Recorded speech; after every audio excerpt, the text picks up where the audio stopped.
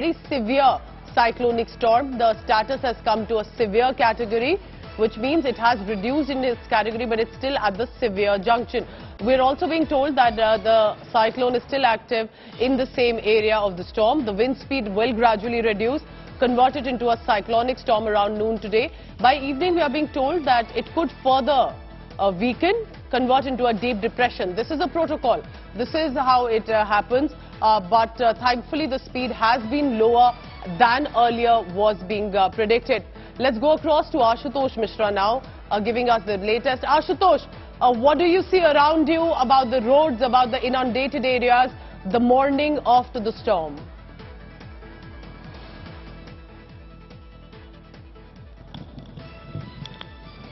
Ashutosh, if you can hear me, yes. All I see only the devastation caused by this cyclone. There you see the furious wave, and midnight at around 1 o'clock we felt the same intensity of this cyclone. It was literally scary. In fact, we had taken shelter to a Nagar Palika Parishad. Of course, there is a power out, so we required some batteries. So literally it was very scary. And there you see all these trees that came on its way have been uprooted. Banner, posters, signage, everything. And this is just one part of the city. We haven't been to the other. We'll start gradually going and we'll see what potential damage had gone. But whatever I see is a significant damage to the public property. There I see most of the shops, everything have gone literally uprooted. And that was what under the risk assessment was done by the agency. But the other side I will also say, Pooja, because also the midnight there was anticipation of high tide also. And because of that, the low-lying areas have gone totally submerged. If you see on the here main road, there you see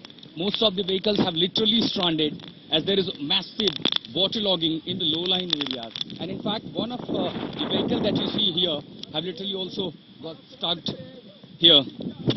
So this explains the fury of Biparjoy, literally bringing flood in the low-lying areas. In fact, there are few people still. I just recently been there. There was a few people, and this is what the advisory was issued by the government, that go to the safer places as soon as possible. But few people were quite adamant that they do not vacate. And there you see, this is the death, and this is just a plain area. This is not even a low-lying area, Pooja. This is school premises. And as we go further, you will see the similar, the intensity of this cyclone has caused literally. This is the mayhem.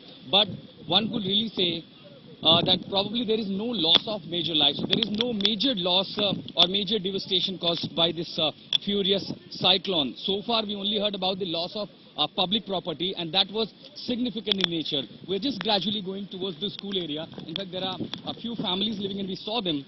And there are many low-lying areas where, in fact, people refuse to vacate, and that has resulted to the flood in the low-lying areas. And there you see gradual. This is the next shape of Mandvi, and this is what we see just in next morning. As we have been reporting that that's gonna be really long night, and after the very long night, a scary long night, this is how it has translated. This visual to us, Ashutosh, this building, was this commercial property, a school? The area looks like it has been inundated till knee-deep water.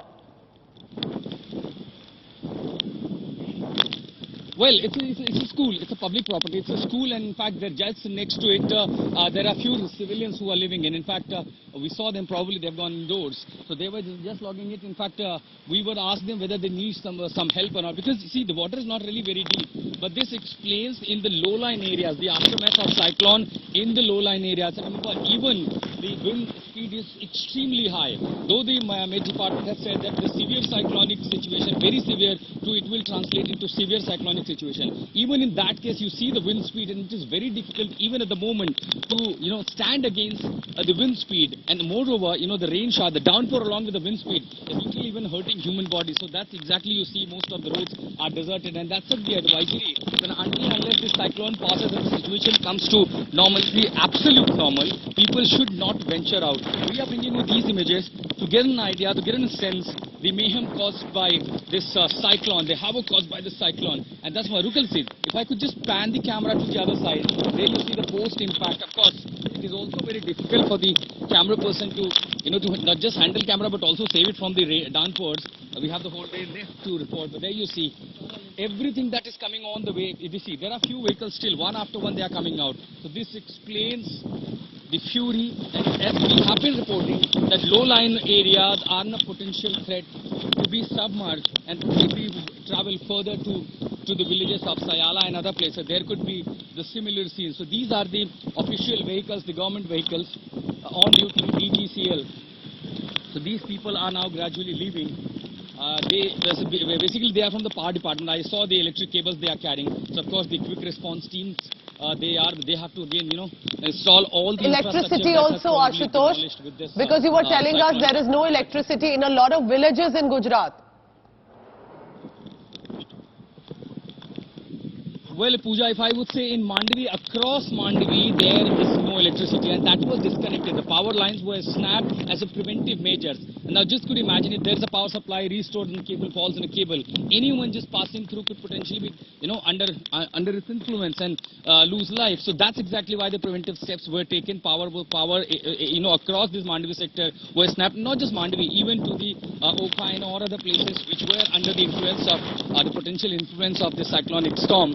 So all these area electricity, but that's always a preventive and a protocol to be done. But for now, the first task is to assess the damage. As damage assessment is very important at this scale, and that is what the administration officials are doing. We have only seen, I could say, probably there are only certain electric poles.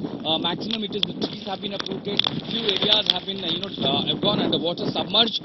But as far as human lives are concerned, there is no significant damage. We haven't heard of any death so far, at least in this particular pocket of Gujarat. And gradually there will be more and more reports coming from other parts. But all I see here this morning, and this was very much anticipated, looking at the the intensity, and further since it's late night, it intensified further. And I cannot ever forget the night, the memories that I had last night.